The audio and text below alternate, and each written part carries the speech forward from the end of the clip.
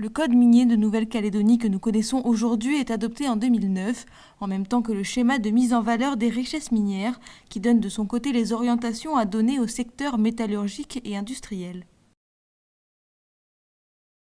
Ces deux textes cristallisent toutes les tensions, notamment concernant l'export de minerais dits pauvres ou de basse teneur, une question récurrente depuis la chute des cours du nickel en 2008. Le dernier grand conflit remonte à 2016.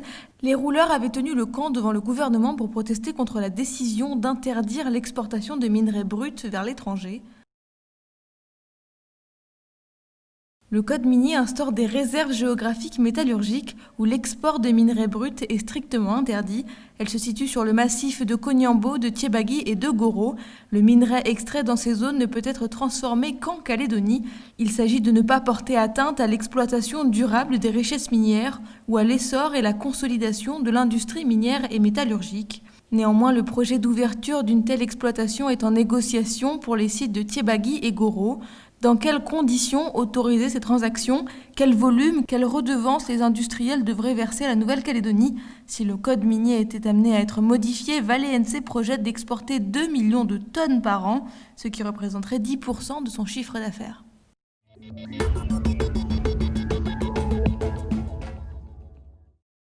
Le gouvernement s'est engagé à réduire ses dépenses, mener des réformes fiscales et revoir largement le système de santé. Premier objectif, la maîtrise des dépenses publiques. Pour cela, le gouvernement s'est engagé à geler les créations de postes et à ne pas remplacer systématiquement les départs ou les fins de contrats à durée déterminée. Des établissements publics fusionneront, les aides publiques seront revues à la baisse, moins 8%. En ligne de mire, la continuité territoriale, l'aide judiciaire et les subventions aux associations.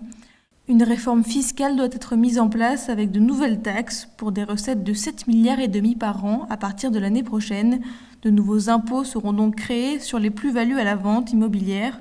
Une redevance minière doit être mise en place pour les exportations de minerais. Le gouvernement s'engage aussi à créer une retenue à la source pour les travailleurs non résidents, un impôt sur les mutuelles et une microtaxe sur l'utilisation de bandes passantes Internet.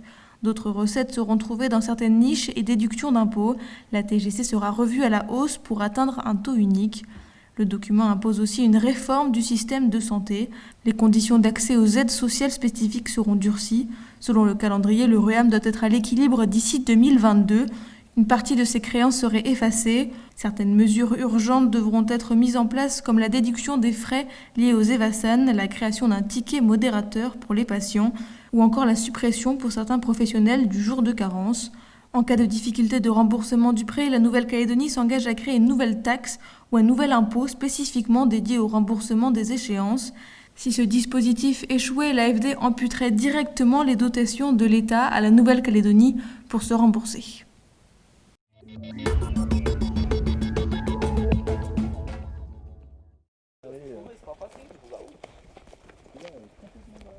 La première étape, je pense, c'est de choisir le lieu de cette restauration. Donc là, on a dit que cette parcelle, elle n'avait pas été installée au hasard et qu'elle permettait de reconnecter des forêts qui sont naturelles et qui sont déjà existantes. Quand on marchait, j'ai vu que les piquets, ils avaient différentes couleurs. Ça représente quelque chose ou pas, les C'est couleurs? une bonne question, oui, ça a un sens. On a coloré les piquets pour distinguer nos années de plantation. Parce que ça fait maintenant 5 ans qu'on plante. Donc à chaque année de plantation correspond une couleur de piquetage.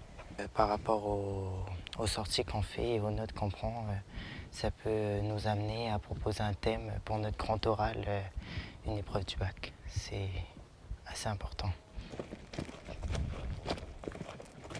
De montrer voilà, les possibilités pour eux futures, dans leur choix d'orientation, c'est de leur conforter ou leur choix par rapport à leur choix d'orientation. Alors je pense qu'il y a plein de débouchés, hein. Mais c'est vrai que les métiers de la conservation de la nature, ça en fait partie. C'est pas notre première sortie, on en avait fait une mardi au domaine de Deva.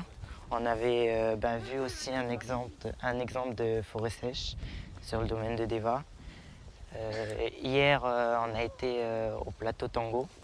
Du coup, on est parti voir une forêt, donc ça a changé de la forêt sèche. Cette espèce, c'est une espèce qu'on dit indicatrice. En gros, si on la voit dans le milieu, si on en voit beaucoup, Plus ou moins, ça veut dire que notre milieu, il est en bonne santé. Avant cette visite, je ne savais pas encore, mais là, ça m'aiguille plus dans le sens de la gestion forestière. Ça me donne une bonne idée de ce que je vais faire. Donc l'enjeu, il est énorme, à la fois pour vous, pour nous, pour pouvoir avoir un espace naturel protégé, mais également pour les forêts sèches de Nouvelle-Calédonie. Encore ce matin, je me demandais ce que j'allais faire de mon avenir. Et en voyant ce qu'ils font, ça m'a vraiment boosté à continuer dans cette voie-là. C'est super, c'est génial.